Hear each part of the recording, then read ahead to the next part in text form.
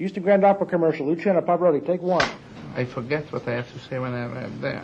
Pavarotti, take two. I am Luciano Pavarotti. Take your time. Take three. I hope to see you there. Houston Grand Opera, bravissimo. One more time. No.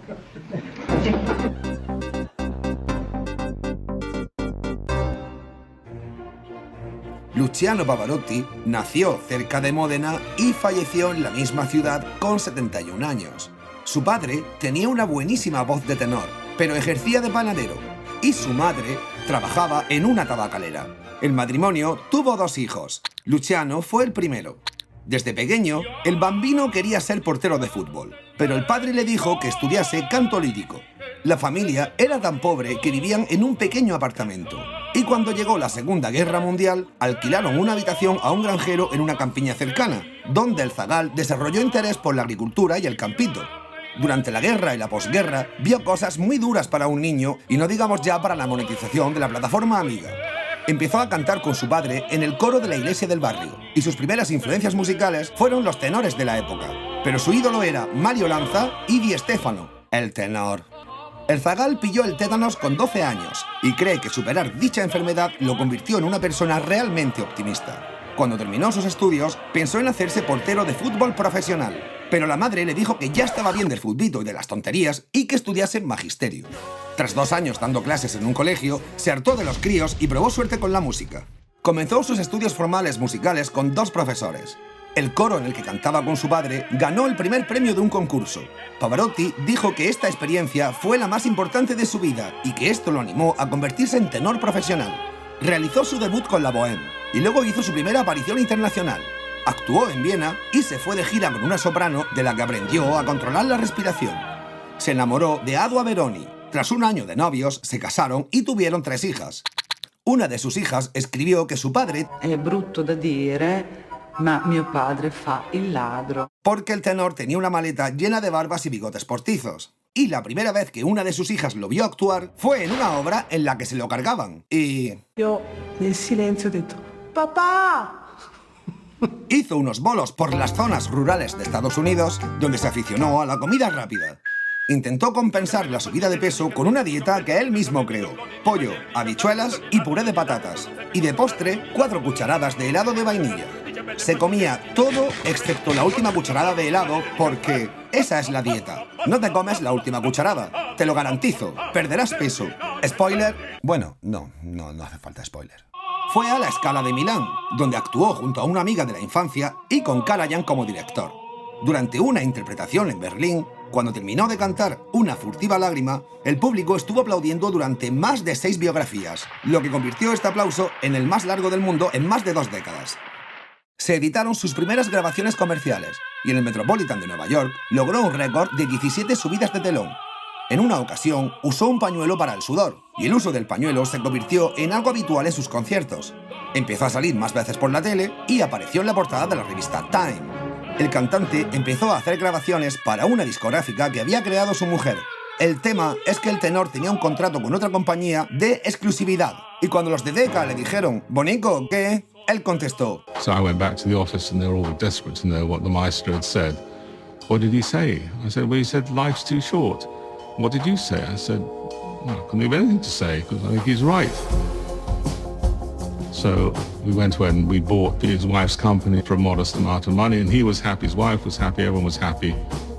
A comienzos de los 80, organizó el concurso internacional de voz para jóvenes cantantes y actuó en una película que fue nominada a Mejor Canción y a Peor Actor, Peor Guión y Peor Nueva Estrella. Lo fichó un manager bastante rockero, conocido por llevar a varios artistas y por organizar conciertos como el tributo a Freddie Mercury o el directo del muro de Pink Floyd. Salió más veces por la tele, pero su actuación más conocida a nivel mundial fue cuando interpretó Nessun Dorma como tema principal para la FIFA, y fue en estas fechas cuando cantó con los 3 tenores. José Carreras es un tenor que sufrió leucemia cuando más estaba triunfando.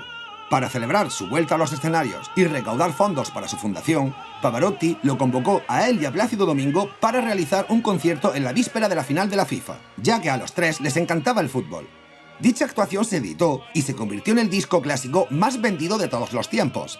Como a nivel comercial fue un pelotazo nunca visto en la música clásica y ganaron muchísima pasta, repitieron la misma jugada en las 3 finales siguientes. Luciano hizo varios conciertos benéficos en Módena en los que actuaron artistas tan diversos como los que veis en pantalla. Bono acabó componiendo una pieza por insistencia del tenor, pero no quería ir a Módena a estrenarla, así que Pavarotti fue a su estudio con un equipo de cámaras para presionarlo. El equipo le preguntó a Bono sobre la canción, y no tuvo más remedio que decir: We made a piece called Miss Sarajevo. We will perform this song in Modena. On what is the date? The 12 of September. Y claro, el pavo terminó en Módena con cara de no sé cómo bemoles se ha acabado aquí, que es la misma cara que pone Brian May siempre, por cierto. Es por estas fechas cuando empezó una relación con su asistenta que fue muy criticada por la prensa, entre otras cosas porque él estaba casado y era un católico en un país muy católico, y porque cuando empezó con Nicoletta él tenía 57 y ella 34 menos que él, ya que tenía 23 y era estudiante de ciencias naturales. La esposa de Luciano había confesado que la relación entre ambos iba regulinchi desde finales de los 80, pero no estaban separados oficialmente. A su nueva pareja le detectaron una esclerosis múltiple y lo quiso dejar con Pavarotti, pero él siempre permaneció a su lado. Nicoletta se convirtió en su heredera universal tras la muerte del tenor y en 2020 volvió a casarse. Con 60 interpretó el Ave María ante Diana de Gales. Empezó a llover durante el concierto y Pavarotti pidió al público que guardasen el paraguas. Lady Di fue de las primeras que le hizo caso y el público la imitó. Ella confesó más tarde que la pieza le hizo llorar. Poco después, salió en la tele con Michael Jackson, cantó junto a las Spice Girls, se vio con John Williams y la prensa lo pilló en Barbados con su secretaria, por lo que su mujer le pidió el divorcio oficialmente. Con 68, Nicoletta y él se casaron. Tuvieron mellizos, pero uno de ellos falleció al poco de nacer. Un año después de terminar su relación con su antiguo manager, Herbert publicó un libro lleno de salseos del cantante. Este libro, considerado por muchos como sensacionalista, decía que Pavarotti era incapaz de leer partituras y se creó un follón que la vincompae. Yo no puedo confirmar si Luciano sabía leer un pentagrama o no, o incluso puede que aprendiese a leer música tras la movida que se creó. Años después de su muerte, su segunda pareja confirmó que sí sabía leer música, pero en una entrevista del 97, él mismo dijo que era incapaz de leer una partitura y que no era músico. Por si no fuese suficiente, otro tenor que compartía escenario con él comentó: «Me quedé sorprendido, me di cuenta durante los ensayos. Canta de oído, pero no se equivoca nunca». Para rematar la situación, el pianista que le enseñaba cómo cantar las óperas aclaró que, con su propia letra, a mano, anota signos quirománticos ascendentes y descendentes, según la línea melódica. O dicho de otra forma, que dibujaba garabatos para arriba y para abajo. Empezaron los problemas de salud y anunció una gira de despedida. Se sometió a una cirugía de cuello y a una intervención de espalda, que incluyó una infección. Cuando iba a reanudar la gira del adiós, le descubrieron un tumor maligno en el páncreas y tuvo que cancelar el resto de conciertos. Lo operaron y en el posoperatorio pilló una neumonía. Con fiebre y problemas respiratorios, decidió pasar sus últimos días en casa, donde falleció por un cáncer de páncreas el 6 de septiembre de 2007 con 71 años. Al funeral asistieron numerosas personalidades del momento y se interpretaron obras de Verdi, Gluck y Mozart. Su cuerpo descansa en una cripta familiar junto a sus padres y su hijo. Musicalmente, Luciano Pavarotti es uno de los tenores más famosos de la segunda mitad del siglo XX y uno de los mayores exponentes del canto lírico, aunque también se atrevió con otros géneros musicales. Entre sus numerosos premios y condecoraciones, ha sido nominado a varios Grammys y Emmys, y ha ganado unos cuantos. Su fortuna se estima en unos 50 millones de euros y varias propiedades.